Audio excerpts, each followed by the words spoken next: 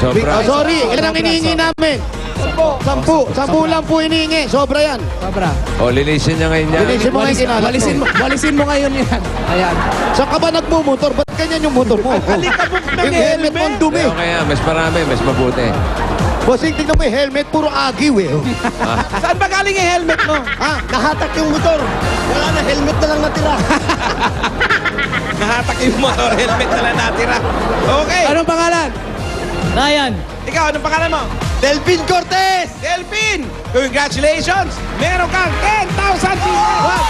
1, 2, 3, 4, 5, 6, 7, 8, 9, 10. Maraming salamat sa Itbulaga.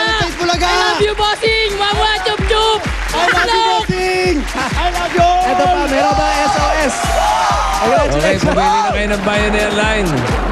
So, yes mo. Meron pa, bossing. Anong kulay? Anong kulay ang gusto mo manalo? Yung pinakamaayos?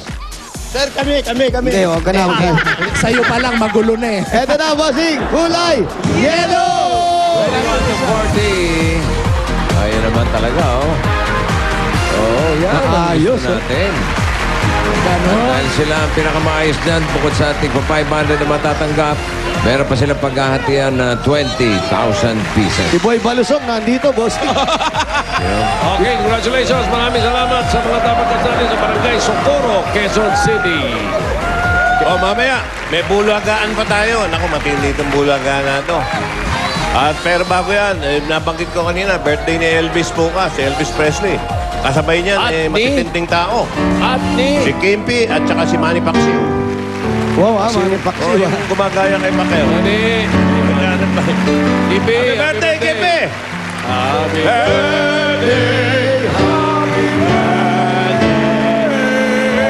Linggo na tapat eh. Happy birthday to you. Okay. Ayun na.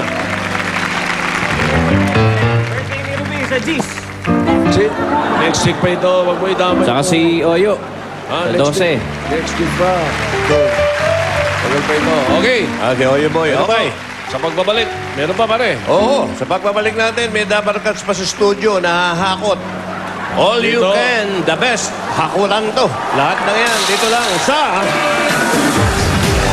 Bulagan! Happy birthday, Kim! Thank you, Itbulaga.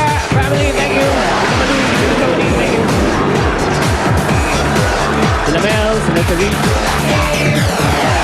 Isang nilalang ang mabibigyan ng kapangyarihan. Tinatanggap ko na ang inaalok niyo sa akin kapangyarihan.